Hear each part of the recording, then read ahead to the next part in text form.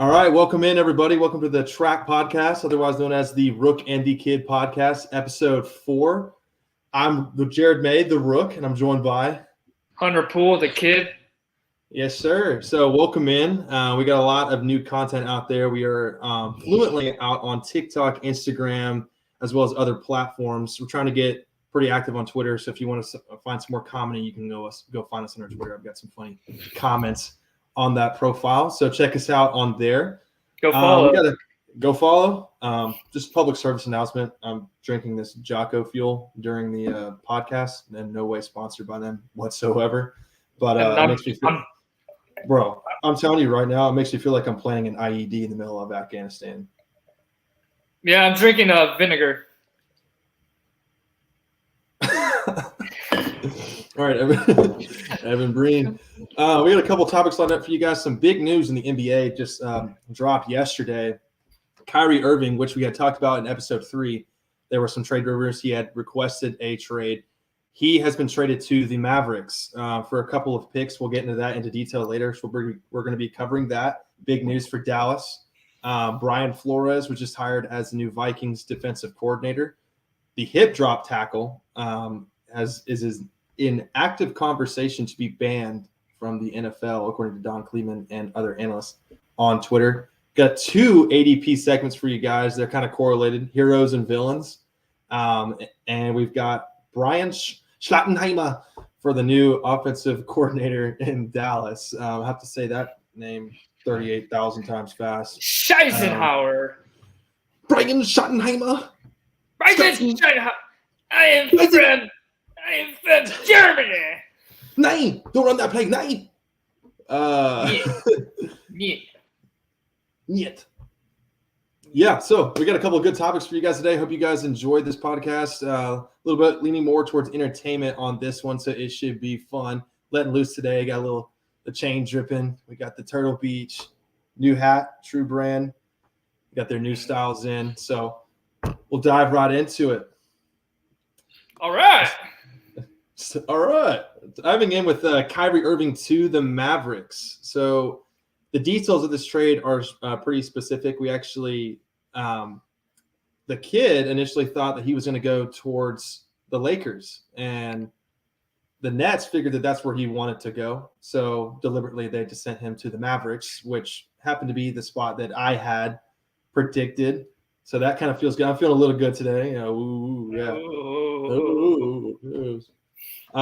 So the Mavs received Kyrie Irving and Markieff Morris. And the Nets receive Spencer Dinwiddie, Dorian Finney-Smith, a 2029 first. I don't know what they're preparing for, but 2029 he got traded for a 7th grader. Yes, he got traded for a 7th grader. I think that 7th grader might start tomorrow, actually. Yeah, I heard he's entering the draft.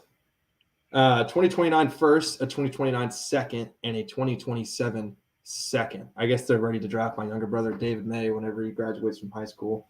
Now he has to get through me first before all that, you know. Yeah, when that happens, we'll be sure to post it on TikTok. When David May versus light-skinned Davion. Well, when David can score on me, then we'll talk. I'm coming after you, David. Nightmare Blunt. I'm calling you out. Hope you're watching this. Oh, he's watching. Oh. All right, so we got some initial thoughts on this. We're going to first start off with the most essential question to this topic. What does Kyrie Irving traded to the Mavericks mean for LeBron's legacy? Well, LeBron's not going to get that 3rd title or that 5th title.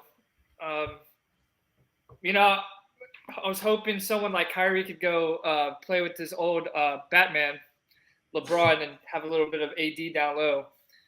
The owner of the Nets did not want to trade Kyrie to the Lakers for fair reason. You know, he knew Kyrie, that's what he wanted to do. He's already been pissed off about Kyrie's actions on and off the court. He wasn't going to make him happy.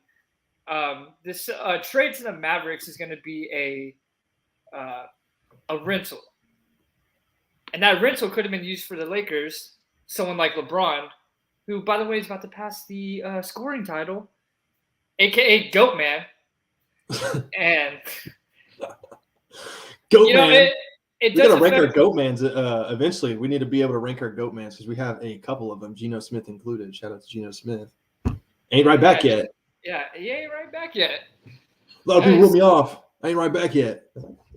Yeah, but someone like that, it sucks that LeBron couldn't get a very good player. The details is that they wanted 2 future first round picks, which is for like the 7th graders and like an 8th or like a 7th grader and like a 10th grader. Yes, I don't know. So 2027, 2029 first round. I guess they were preparing to draft like Greta Thunberg or something. Anyway, we just started. Anyway, so so that's to be a big hit. It's gonna be a good move for the Mavericks. They lost a little bit of wing depth and a little bit of shooting. 3-and-D guys, no homo. But I think it's a good trade for both teams. They're really trying to build around KD unless they decide to trade him. That's just a little bit of rumors going on too.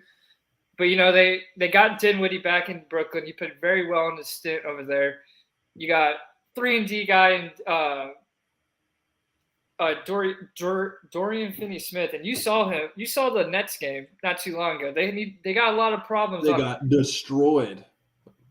Yeah, they couldn't play defense. They play small ball, but Ben Simmons gets back if he ever comes back. All that it's really going to help them. And good job getting that one right. Yeah, honestly, I gotta admit, I was pretty shocked that it ended up being the Mavericks. I really was figuring that it sounded more logical is that he would rejoin LeBron, and it turns out that's what he wanted to do anyway. But he ended up going to the Mavericks because I guess Brooklyn has a sense of humor. So shout out to them for having a sense of humor. But this is good. I think this is really good for the city of Dallas. Whether it be a rental, whether it be long term.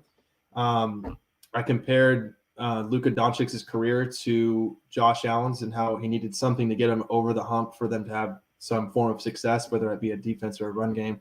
In Luka Doncic's case, it seems that he needed another scoring partner, somebody that can take control of the game. And they're both white. And they're both white. And as far as I can tell, they're both anti-Semitic. But I'm just kidding. That is a total joke. The good news is they're both that's a total joke. That is completely out of pocket, total joke. The best thing about this deal is that they got 2 great players, and Kyrie Irving is a great teammate, which is what you reported on in our last episode. Luka is an outstanding player. I think they'll complement each other very well. I think this will be good for the city.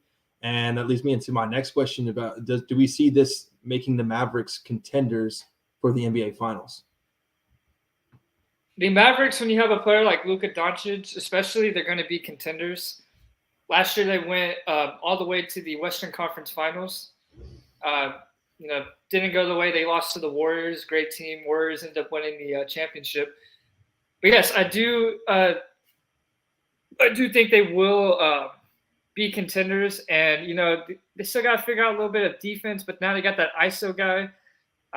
Those other guys are probably going to be doing a little bit more cardio per usual than before they had Kyrie. To be a lot of dominant ball handling.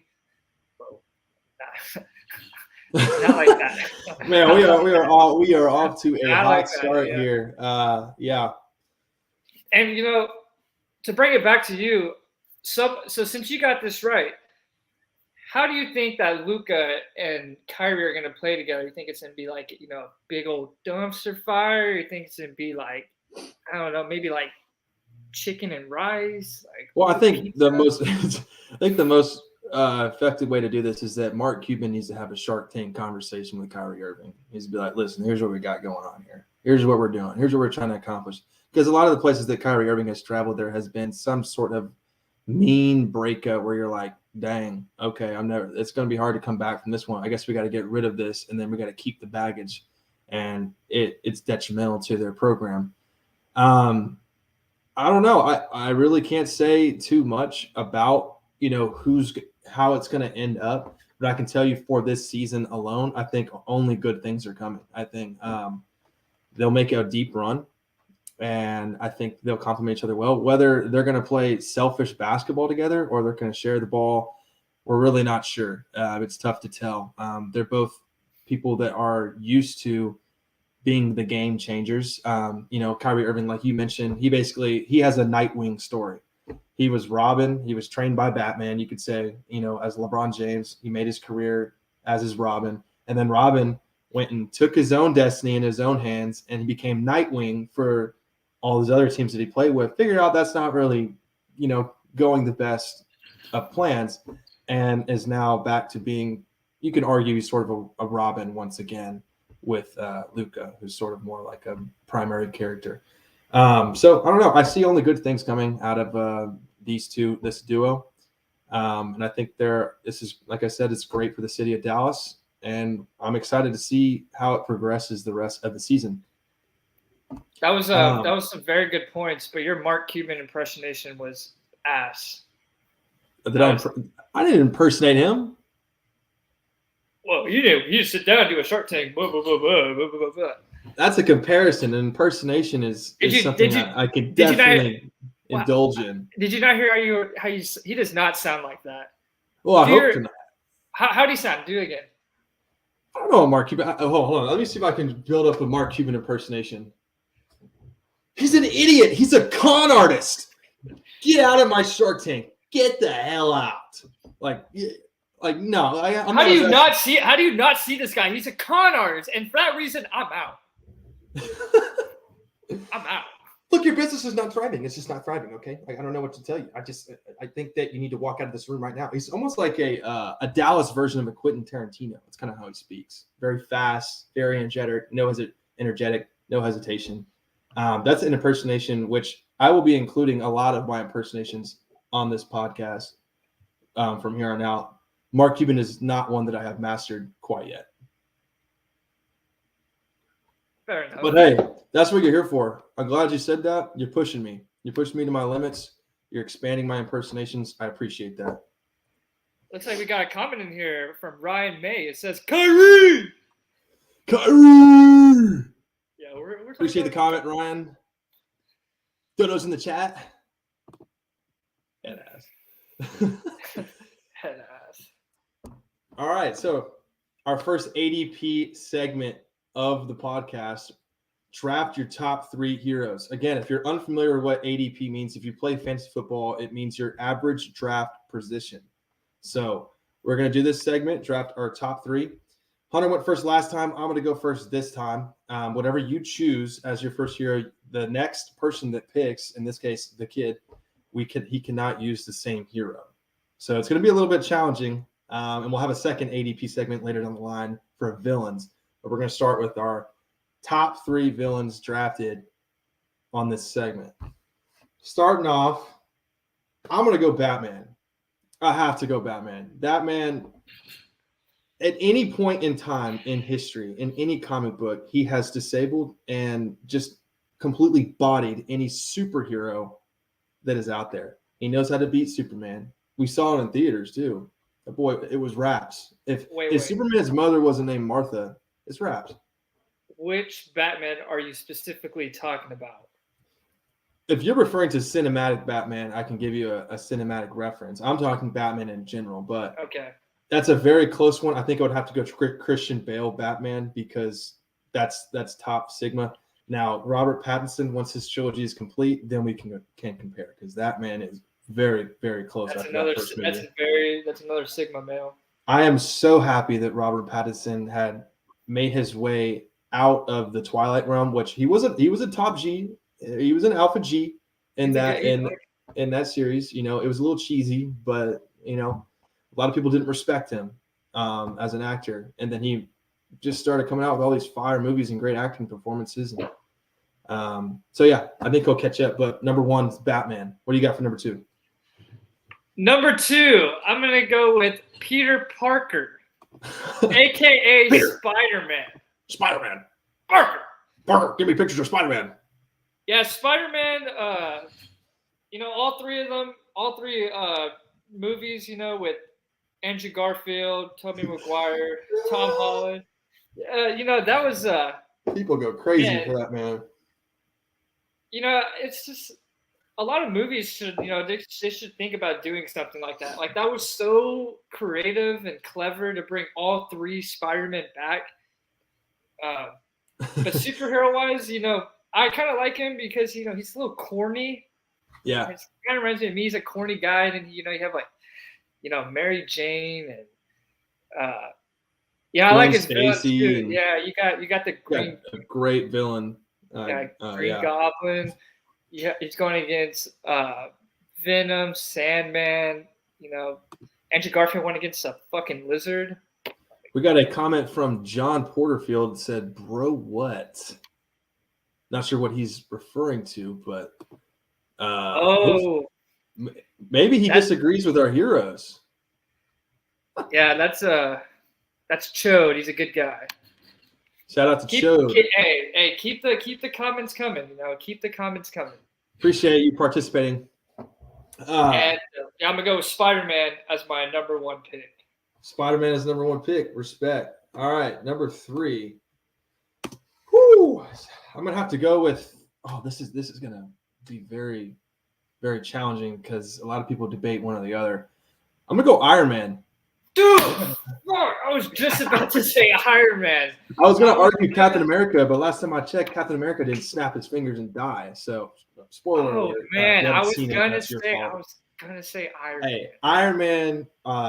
The first Marvel Iron Man movie was incredible.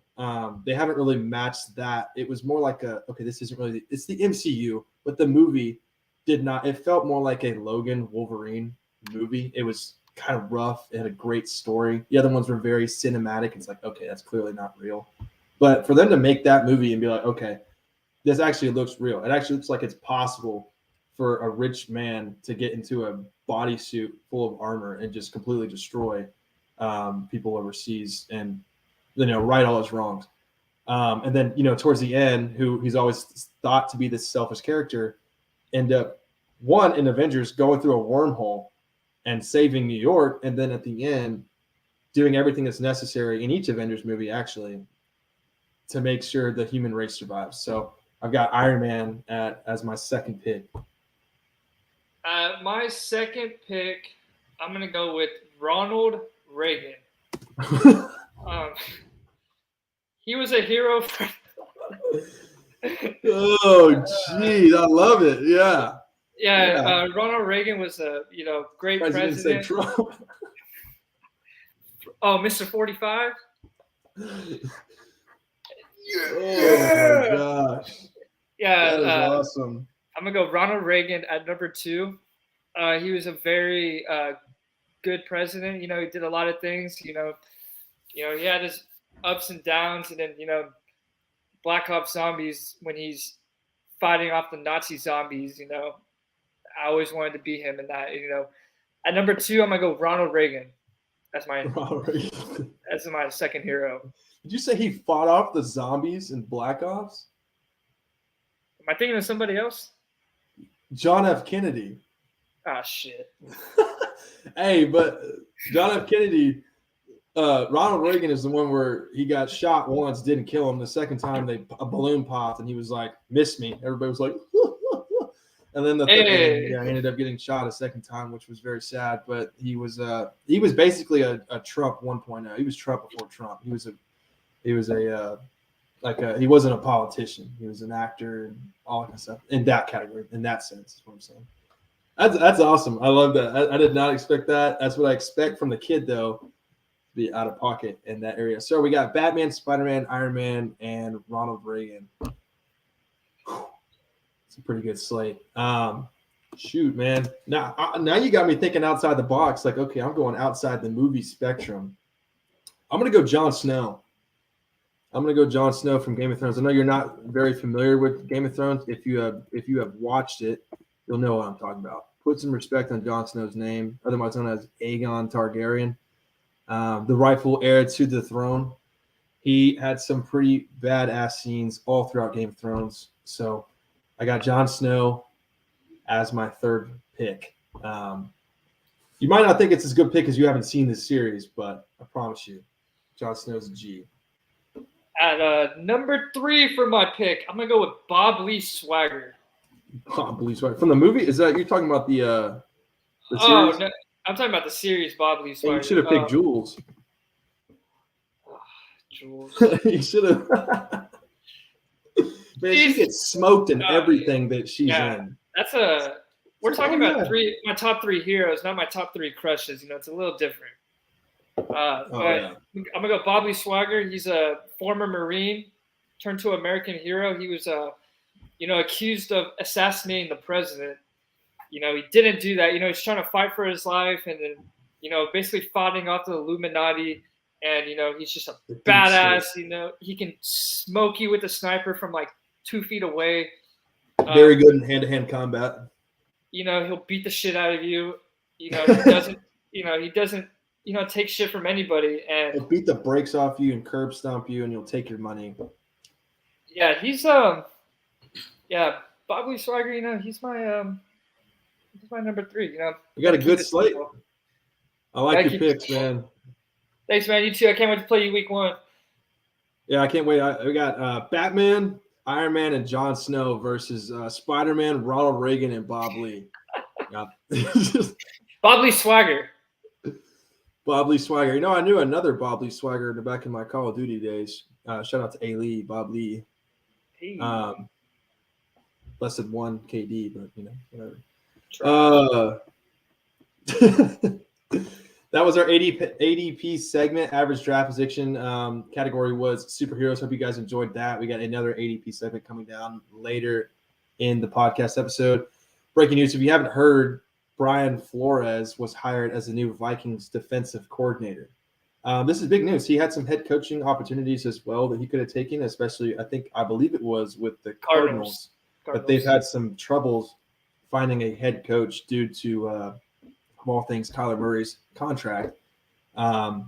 However, Brian Flores, DC for the Vikings after their new head coach, Kevin O'Connor, I believe. Is that his name? Oh, yes. Am I wrong? Yeah. Yes, that's his coach. I didn't know if it was O'Connell or O'Connor. Offensive coach. Now you got a great defensive mind. I think this could be really good for the Vikings. How do you think this could help Kirk Cousins, or do you think it helps Kirk Cousins and his offense? Not just Kirk Cousins, but the offense as a whole. I think it will help out Kirk Cousins. More of just like it's not going to just help Kirk Cousins. It's going to help out the team. Sorry, I'm looking at this live bet, and we need 1 free throw from this. Jaden Ivey needs 1 free throw, right? It's a hit. He just missed 2 free throws in a row. And he just needs 1 more free throw. He just missed 2 back-to-back free throws. 2 in a row. Man, what are we putting money in? What the hell? God. I'm over here sweating my ass off just looking at this shit. Jaden Ivey was like on Poison Ivy. Can't hit a damn bucket. Hey, that was good. That was good. I can walk in there and hand in the cookie jar, bro. Come on. I think it's gonna help. I'm 30 for 30. It's gonna help out the team. The defense for the Vikings wasn't as best as it could have been. They solved the problems this year with, instead of losing those 1-point games, they were winning them because they got a different coach. They took out that old dude that was coaching them, the Mike Zimmer. Yeah. Coaches like he's back in the 1960s. Right. Yeah. He coaches as if Roger Staubach is his rival. Yeah. He acts like he has Jim Brown as his running back. You have Dalvin Cook, not Jim Brown. He's like Bart Starr over there. Yeah, so they lost all these close games and they figured it out on offense. But at the same time, they still have the issue of being in these close games. They need a defense a defensive coach who can go in there who's very, very good coach. He's a very good coach. He has had his issues with his head coaching, and he went to the Steelers. Steelers didn't have that much talent all around, but their defense was very well, and I think that he'll have more talent in the Vikings than Minnesota. And I think. Yeah, go ahead. Sorry. Oh no, I'd say instead of winning those 1-point games, like let's win some. Let's get going. Like, why does it have to always go to the end of a game and stuff? Like, Yeah. Get a guy who knows what he's doing. He knows how to coach, and let him, figure out what's wrong with that defense, make his adjustments, bring his guys in, maybe draft a defensive guy. But yes, I think it's a great hiring, and I'm excited to see what the Vikings do. I actually enjoy watching the Vikings. Yeah. Got my boy Jetta. I Yeah. got my boy Jetta. Yeah, Hey, shout out to TJ Hawkinson for getting traded. That way, my boy Brock Wright can be on the come up. Shout out to Brock Wright out there. Work at your daddy's ranch. He's very generous. very good man. Very good. Yeah, man. but I agree, man. I think they need a defensive coach to help these games separate themselves. And so the offense is doing their work, the defense, which is kind of lacking on their end. I think this affects the draft as well, which I can get into in a second. But, help Skull Nation. What was that? Paul George hit. Oh, you were like this. Oh, yeah. All right. Well, that's good. He hit. Okay. Green bean. Green bean. Hey, how long can you hit the green bean for? Green bean.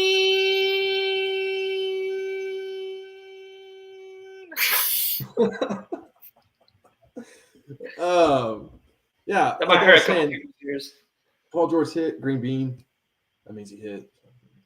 Help Skull Nation. You got all these games that are so close, you're gonna have a heart attack. I know what it's like as a Cowboys fan to go through something like, golly, this is a close game. Please, I hope this works. Oh, we always blow it. Whatever it may be.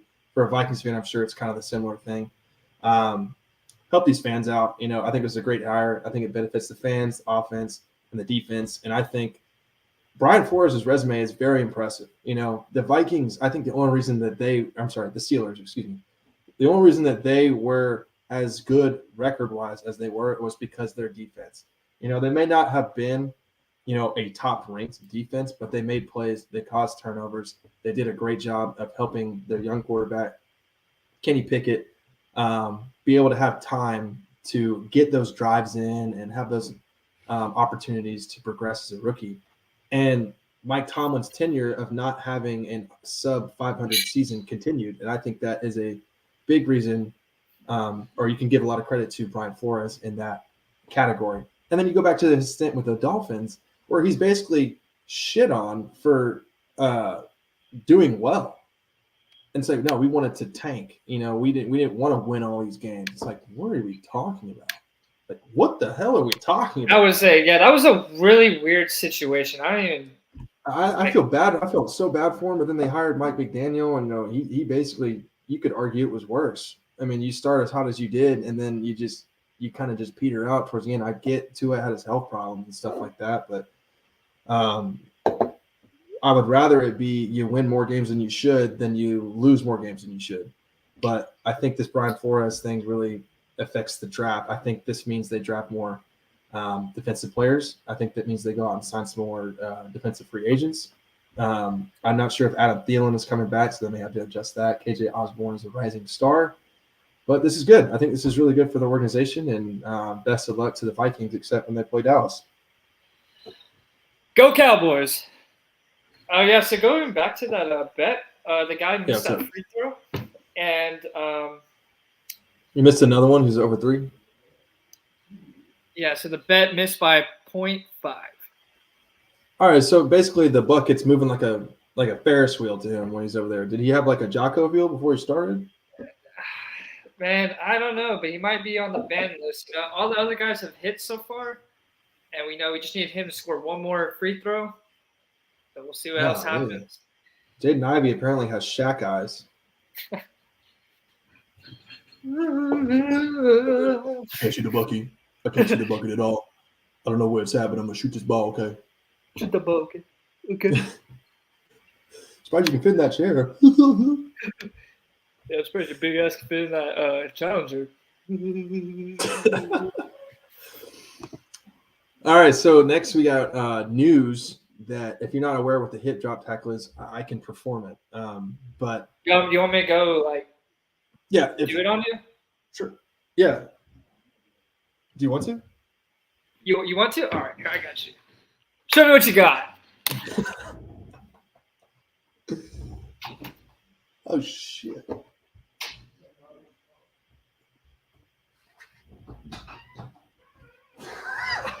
All right, we're going to show you guys with a hip drop tackle.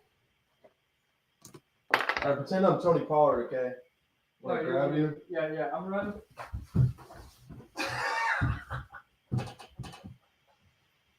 Thank you, guys. Oh, fuck.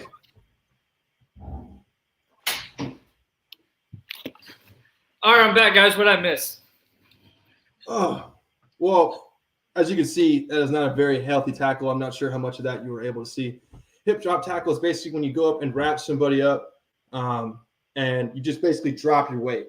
And so if you were watching the Dallas Cowboys versus the 49ers game, Tony Pollard got hurt with this injury. They tackled him, they dropped, and it just all their body weight just lands in their ankle, and they usually wind up hurt from it.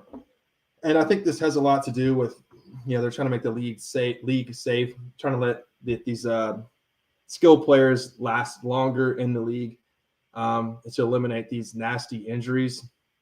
Although some can argue that it's a soft move because there's a lot of I'm out of breath. There's a lot of arguments about and controversy that the NFL is going soft with the roughing the passer calls and the targeting and all that kind of stuff. He's like, because everybody likes that old fashioned. This is football. War. This is war. You gotta die for your brothers out there. I'll tell you, goddamn what. Football's war. Yeah, shout out to Logan Mace, my old teammate from high school. Man, that dude broke his hip one time. We got so many torn ACLs and broken hits and collarbones that game. We ended up forfeiting. It was so bad. Anyway, this dude breaks his hip. You can see the bone falling out. It was that bad. He's walking the limit. He said, I can still play. Get off me. Get off. My dad will kill me. Yeah. He ended up being out for about 6 weeks. I don't need your help. Get off me. Don't worry, I can still play. Put me up in a linebacker. It's like, bro, you can't even take a step. Just don't help me. Don't touch me. Takes a dagger, takes a dagger out of his pants, and he's like, puts it against me, and he's like, you don't put your damn hand on me, I'll slit your wrist, cocksucker. Yeah, no, so it kills me every time, man. Yeah, so the hip drop tackle, I think. What are your thoughts on it? You think that it should be banned? Do you think they should leave it alone? Do you think that is it making the NFL more soft than it kind of already is becoming? The NFL should leave something like this alone. Injuries like this are like freak accidents. It's not purposeful. The guy's trying to make a play on Pollard, and Pollard's trying to go forward, and it's right on the first down marker. So Pollard's trying to go forward, and this guy doesn't want Pollard to get a first down. So naturally, what he does is he's behind him, and he pulls him back. Yeah. Pulls him down because he's trying to make the tackle and stuff like that. So if they're gonna end the rule, are they gonna say okay, you wrap up a guy from behind, you just have to stop the play, or how the game moves so fast? How do you stop something like that from actually happening? Because the horse collar is one thing because you're grabbing them from up top and then you're pulling them. Right. And then, but this one, you wrap them up from behind, and they're still going. You have some guys who are a little bit bigger. They could, keep running. He doesn't want him to get the first down, so he pulls him back. He happens to snap his leg, which really sucks. And something like that, I just don't think you should, make a rule of that. Freak accidents happen. I know he wasn't purposely trying to break Tony Pollard's leg. And then a move like this, I just don't see how it's going to change anything. Yeah, I wouldn't trifle with it. I really wouldn't. I know it's a freak accident, and I don't like watching those tackles, especially when it's not from behind, it's from the side, and they just drop their weight and their knees bend in an awkward angle. It really makes me cringe. However, that's part of the game, and that's part of ruining somebody's momentum when they're trying to go forward. It's the whole purpose of playing defense, and I really hate how all these rules are targeted towards the defense. There is nothing that protects a defensive player, and that's something that a lot of defensive ends and edge players are arguing with in the NFL. A vocalist of this, of course, I know he's a Cowboy, but it's Micah Parsons. And the specific clip of him, going after the left tackle and then getting absolutely blindsided by Leonard Fournette, is that healthy? How is that protecting, defensive players. You can't tackle the quarterback anymore, but sometimes you can, but sometimes you can't. They don't know whether to gauge. There's been multiple plays where the defensive lineman, whoever's blitzing, goes in, tackles, and just immediately lets go, and a throw is made after that. And you're thinking, well, that's because of the new rules.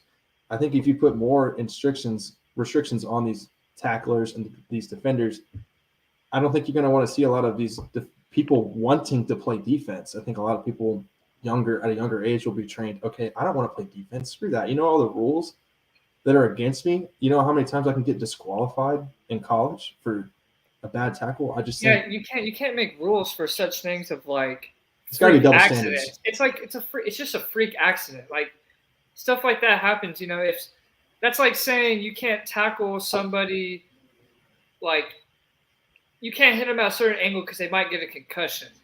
They already said you can't go helmet to helmet. You know, you can't hit a quarterback if they're sliding. You can't drive your body into a quarterback if you're going up from top.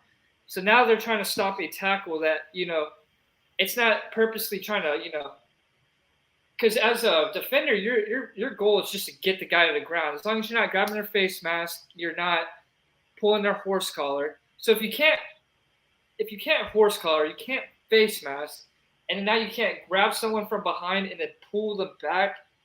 At this point, how are you supposed to tackle anybody? Yeah, you know, you just have to, you know. NFL's going to talk about it. The PA's going to talk about it. You know, offensive players are going to be all for it, and then the defensive guys are going to be like, well, what do you want us to do? Like, or how's like how are we going to protect the defensive players? What are we going to do for them? You know, if I'm the commissioner, I'm finding ways to make everybody happy. I'm not trying to look at one side of the ball and say, okay, and this may be an agenda they have. We want more scoring. You know, obviously their argument is they want it to be safer, but all these safe restrictions are just increasing points per game. So I think what they're looking for in a hinted agenda is more scoring. We want more action. We want less, docile games. We want games like the Vikings had.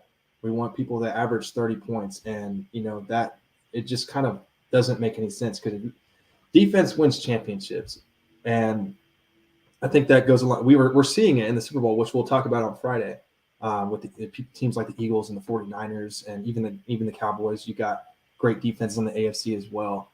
It's just mind blowing to me. I really feel bad for all the defensive players, and I think that more and more restrictions on defensive players will eliminate younger kids and generations from wanting to play defense, and because of all the restrictions that they place on them. I can see the agenda with the higher scoring, but then if the higher scoring is because you can't tackle a guy or even make plays, so then like it'll be a normal game if it's like 50 to 55. Yeah. People don't want to see that. They still want to see that real football. And if you can't even make a tackle from behind, because if you're trying to chase a guy down and then you grab him from behind and you just pull him back, and then it's a flag, and you just can't. Yeah, it's not going to make the game better. It's accidents happen, and you just kind of, you wish Tony Pollard the best of luck. Anybody who's ever had an injury like that, they're never purposeful. Nobody's trying to ruin someone's NFL career. They all worked hard to get there, and yeah, just the making a rule like that just wouldn't, help the NFL for their agendas or even just defensive players, and it's just not a good idea at all. I agree. All right, next is our second ADP segment. This will be interesting as well. Like I said, average draft position. We're going to draft our top 3 villains. I'll give you the go on this one. I'll let you draft first. We got some pretty good slate of villains. I already know who you're going through. Number 1, I think. I know who I'm going through first pick. I hope you don't take it, but I'm hit you with the wild card again. Number 1, I'm gonna go with Homelander. Homelander is not your average villain. That's me, bro. He's a superhero, but is he a superhero? He's a villain. Oh, if you watch the series The Boys on Amazon Prime, he ain't no hero. If you have to watch the show to understand that He's a superhero, misogynistic freak bag. and he will, there's a couple of scenes where he just, he's very misogynistic, and he's a total dick, and he's just an asshole. He's a. What I like about him is that it's just like he's not your typical villain. You don't know he's a villain unless you're part of like the Seven or anything that's been a part, or if he's done something to you that you would know. But that's what makes him so unique is a superhero can be a villain. Yeah, and he proves that point. And that's why I'm taking Homelander at number 1. I like that pick. All right, for number 2, this one was tough for me, but after a lot of debate, I figured this is probably the way to go. For my first pick, I'm picking Osama bin Laden. I just think he's a pretty bad guy. I don't think he's a very nice guy. I don't think he did anything. Just go ahead and say it. Just go say how you felt. Okay, I'm just going to say it since nobody else has the courage to say this, on a platform. Osama bin Laden was not a good dude. I'm glad someone can finally say it. Yeah, I mean, nothing else to be said. I mean, just not a good guy. Number 2, or my second pick, 3rd overall. I'm going to go with someone, some people say I'm like this person. I like to think I'm not. I'm going to go with the Joker. Okay, yeah, you stole my pick. Respect. I figured if I didn't pick him here, that was the debate I had. I was like, if I don't pick him here, then he's probably gone. Him and Homelander. But the Joker, especially that Heath Ledger Joker, top villain performance ever. Cinematic. It's not even close with that guy. That, rest in peace to him. That performance he left us before he went away was amazing. Yes. And that's probably the best acting performance I've ever seen anybody do. It's very close to the best. Yeah, that was that Dark Knight movie, that first one, and the way he did it, and all the facial expressions, the way he talked, the way he looked. He did everything you expect a villain to do.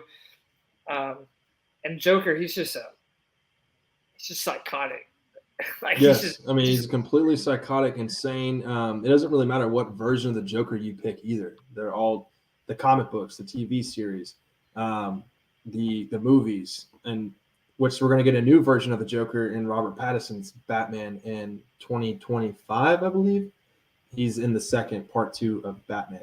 Do you know who's playing the Joker for that movie? Yeah, actually, if I had a clip, I'd show you. He was in the first one.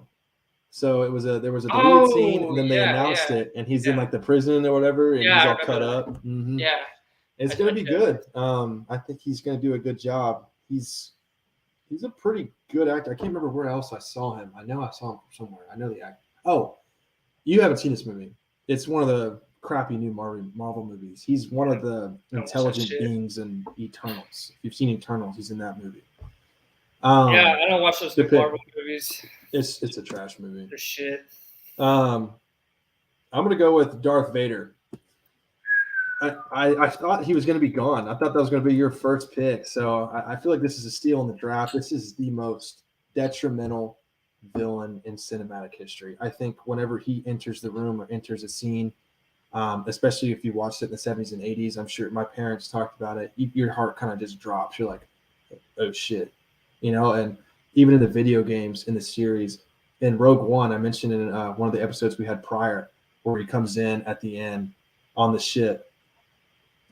Black hallway and just boom, red lightsaber comes out and you're like, oh god. Oh shit. I got goosebumps right now, dog. Like Darth Vader is frightening. And then you watch him in the Obi-Wan series and he just goes balls to the wall on Obi-Wan. That's a great episode, by the way. I wouldn't say series, but it's a great episode where Obi-Wan and Darth Vader fight for the second time. I'm gonna go Darth Vader. That was a great pick. I respect it a lot. Number 3, I'm going to go with Aaron Rodgers. Aaron Rodgers, he's always been kind of a villain. He's always been kind of the guy that, some people don't feel like they want to be around, especially after his vaccination comments, and then talking about taking drugs, and just over the last few years, he's turned into this like villain. Yeah, and he knows it, and he's embracing it 100%. I think it. He gets a real kick out of it. I think he enjoys, and then there's always the things about what he does off camera, and then him and his family. I don't want to get too personal about it, but just reports about how that situation went down, how they all don't speak to each other, and just over the last few years, he's just embraced this villain personality, and I can't hate he's on a villain. him. I can't hit on it. Superheroes. One could argue Brett Favre is a worse villain.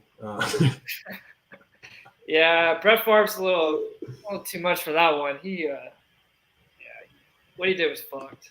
I like that. I like that pick. Out of pocket. Is it a reach? We'll see week 1.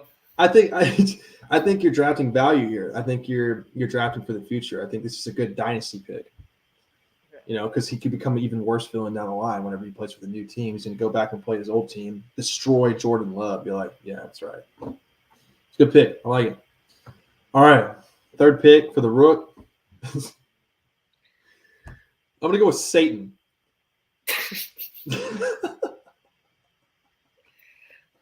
I guess he's the worst of the worst. He's the one that creates every bad movement, brain movement, and psychological and neurological movement in our brains. He's the ones that make us influences our bad decisions when we're drinking, influences our bad decisions in life.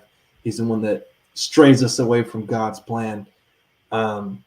Satan. I mean, he's the one that's going to rule this world in tribulation one day and just completely blow up the planet. He's just he's owning Hollywood right now. I can tell you that. I mean, you can see it. You see Sam Smith's performance? Good Lord. You think I'll watch Sam Smith perform? Oh man, I couldn't even. I know your Twitter's wild, but apparently mine was wilder in that sense. I saw that crap pop up, and I was like, "The hell's going on here?" I'll tell you what. I could not name 2 Sam Smith songs. I couldn't even name one. I can't even tell you one right now. I do not listen to him. He's just. I mean, he could be good, but it's just not. He's not my taste of music. It's just not my taste. Is he your next pick? It was actually going to be Lil Nas X at number 4 if he would have gone that far. I was surprised this guy wasn't picked, but we debate a wall. Hitler. I'm surprised he wasn't picked. Would have been a pretty good pick. He's a bad guy. Or Anthony Fauci. I'm glad somebody said it. Thank you. Somebody had to. All right. So, we had pick number 1 from Hunter. It was Homelander. Second pick was Osama bin Laden. Again, bad dude. Number 3, we had Joker. Excellent pick. That's probably one of the best picks in the draft. Right behind him, Darth Vader, Aaron Rodgers, and Satan. So, big news in Cowboys media. Brian Schlotzsky's Brian Schlotzsky's was picked was signed by the Cowboys to be their new offensive coordinator for the upcoming season after they had previously announced that Mike McCarthy was going to be in charge of calling the plays for the offense. I believe he worked with the Cowboys offense as a play designer. I may be incorrect. I know he did play designing. He spent some time with Russell Wilson in Seattle, and he has traveled through multiple teams. I think he was let go he had a stint with the Jaguars when Urban Meyer was there, so I wouldn't even count that season. Do you think this is big news for the Cowboys offense? Do you think this is anything to do with anything, or do you think it's just like we needed somebody to fill the spot? Mike McCarthy's already calling the plays. Yeah, this is definitely a fill the spot kind of move. Mike McCarthy, they already came out and said that he was going to call the plays. So with that, they're just trying to fill a kind of like a roster spot. It's Mike McCarthy's not doing too hot with the play calling. Maybe they'll turn to him.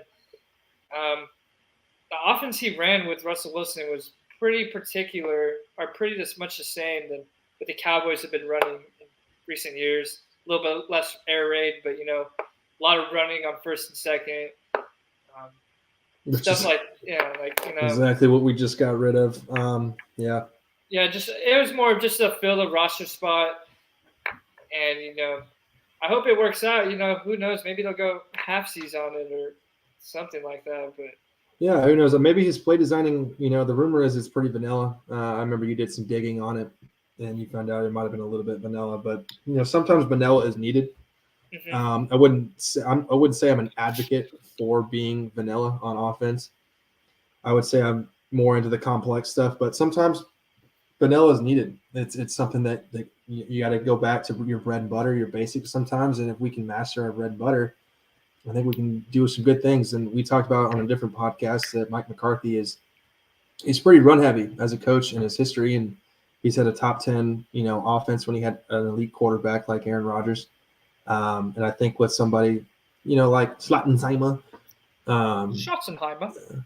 yeah, like with somebody like Brian Schalotsky's as an offensive coordinator, I think that good things can happen. But I'm definitely going to keep a third eye on it because I'm not very confident in his abilities. I know he's not calling the plays, but eventually we might need him to. And I don't know how this affects LeBron's legacy nor how it affects Dak Prescott's legacy, but hopefully we find a way to get Prescott out of the pocket. We find a way to get whatever happens with our running backs. We're not sure. A solid run game. We find an identity. I think that's the whole point of this offseason is to find an identity. I really don't care what it is. We talk about it all the time. We just want a Cowboys win. We'll see. I mean, hopefully, I know Kellen Moore and Mike McCarthy had philosophical issues towards the end, reportedly. Jerry Jones usually likes to hire from within and promote from within. We thought and rumored that guy would be Kellen Moore. He's gone. He's with Justin Herbert now. We'll watch them go 16-1 this year or this upcoming season. And who knows? I think it'd be good, but I'm definitely keeping a third eye on it, and I'm definitely concerned with his resume. My complaint has always been with the Cowboys. If you are a top tier organization and you're known for this reputation and you've got this like America's team, you got all this reach, you got all this money, why don't we go out and sign the best of the best? Why don't we find the best? Why don't we pay the best? Why are we not finding the best of the best? And it's killed me ever since Jason Garrett has taken over as head coach. And I think this has a lot to do with it plays with these players' careers. So I'm very concerned. That's why I want to keep a third eye on it. If you have any final remarks on this new hire, feel free. Let's go get a Cowboys Super Bowl. This guy can coach like Kellen Moore. He can coach like Mickey Mouse. Whatever. He can coach like LeBron James. Just get a dub. I don't care what he does. Maybe it's me. Yeah, maybe it's me. Maybe it's me. It was him. All right. Well, that's all of our segments for today. A little shorter episode than we had anticipated, but that is really fun. We got some more context. Super Bowl weekend is coming up this weekend, and special announcement. We have our first guest that is going to be participating on episode 5 dropping on Friday. We got Ryan May coming in as our first guest, otherwise known as the analyst. He's my older brother. He played 2 years at Sam Houston State University for football. He was our top primary and leader linebacker in high school. He has been indulging deeply into the statistical elements of football ever since. We consider ourselves Dak Cycles. So we'll have a good debate for that in upcoming episodes, probably closer to March. Once the Super Bowl is over with, we really want to focus on the Super Bowl on Friday, and it should be exciting. Later next week, we'll have our medical guy on as Jacob Clark. He'll be joining us, so that'll be exciting. We got our first 2 guests, and these guys will be recurring guests. They're a part of this as much as we are. They're going to be involved. You're going to get to hear their takes, their sense of humor. We're going to have a lot in store for you guys. Ryan has a special element to what he's going to bring to the table for this podcast. We're going to go in depth and do some film study eventually with him, and he'll go through a play or two and We'll get to analyze, and you guys can see from his perspective, not from ESPN or anything like that, a real perspective about how a play progresses, how a player should be judged, and how a player can develop and stuff like that. And we'll get to feed off of that as well. So Ryan May is going to be our first guest on Friday. We're going to talk about the Super Bowl and some other stuff. More announcements to come up. Jacob Clark's going to be our guest next week. Date to be determined. Also, as we announced on our Instagram, we have episodes Monday and Friday from now on. Since we have jobs and stuff like that, we can't have an exact time and date, time of the day that it will be dropped. Most of the time, it will be in the afternoons. It should be a pretty solid schedule, and it's only going to get better from here. Organizational skills are only going to increase, and you guys will be able to tune in at proper times each and every time we drop a live episode. So pay attention on TikTok, Instagram, Twitter, for news and updates, for more content. We're going to be dropping a lot more content in between Monday and Friday, some comedy, some stuff, exterior activities. That way you guys can have a laugh. Any closing remarks? Yeah, I'm really excited to get these guests on here. Shoot the shit with my guys, especially good old Ryan. Talking shop. Yeah, especially want to get a little debate with my man right there. That's my man. He wakes me up every morning. Huh? Oh no, like when you text in the group chat. But yeah, I'm excited and I'm looking forward to this week, and hopefully we entertained y'all enough today. Leave comments, let us know what we need to do, what we need, what y'all want to see. We're trying to make y'all happy, give y'all a good laugh, and give y'all something when you got time on your hands, something fun to listen to and all that. So yeah, absolutely. So follow our TikTok at TRAK.pod in all caps. Our Instagram is TRAK.pod and lowercase letters. We've got our Twitter at the TRAK Podcast, which we will post all of this in our comments. Twitter, if you wanted like a little out of the pocket experience and replies to tweets, if you like to indulge in the wild Twitter world, go on there for that kind of content. TikTok will be more of our comedic side of us and exterior content. And Instagram, pay attention to the stories and our posts for memes. Like we had our a little goggled version. We call him Masked Hunter. So we have some comedy for you guys. I hope you guys enjoy it. I hope you guys can get a laugh from it. But this has been the Rook and the Kid, episode 5. Appreciate you guys tuning in. Check it out on YouTube. Subscribe, like, comment, do whatever you want. Indulge. Appreciate you guys having us out.